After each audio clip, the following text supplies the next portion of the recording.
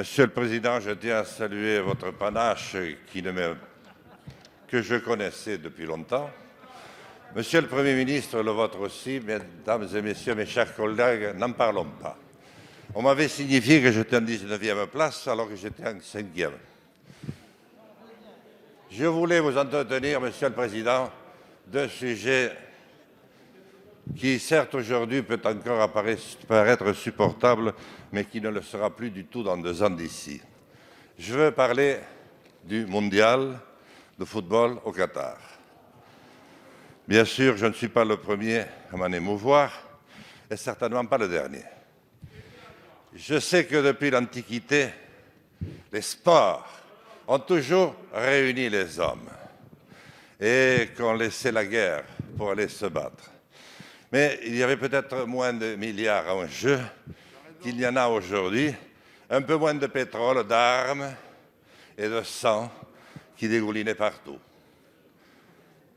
Voyez-vous, Monsieur le Président, je ne veux pas mettre en cause le football, encore moins les sportifs et ceux qui travaillent toute une vie durant pour avoir le bonheur de marquer ce but qui arrache au commentateur le fameux « goal » qui peut durer 15 minutes.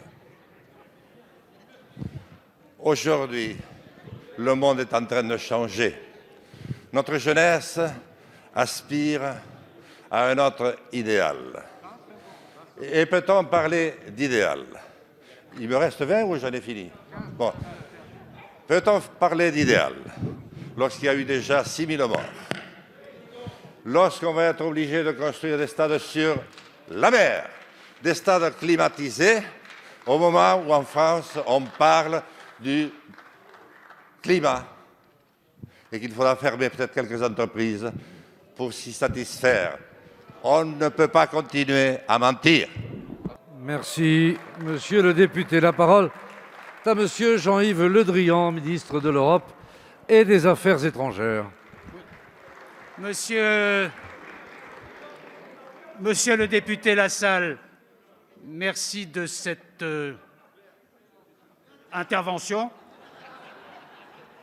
Je dis merci parce qu'elle méritait d'être posée. Au-delà de la transformation, il fallait poser, que vous avez évoqué en marquant des buts potentiels. J'ai lu comme vous l'article de The Guardian il y a quelques jours.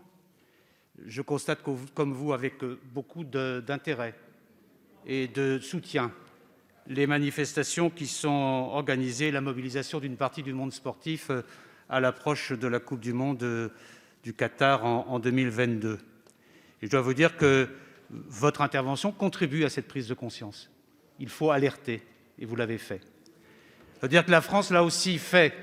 Depuis plusieurs mois, nous avons avec l'Émirat du Qatar des discussions, mais pas uniquement nous, aussi les Européens, pour faire prendre en considération la nécessité d'améliorer les conditions de travail dans ces pays, et en particulier le droit des travailleurs et des migrants qui travaillent pour la préparation de la Coupe du monde. Il y a eu des efforts qui ont été faits.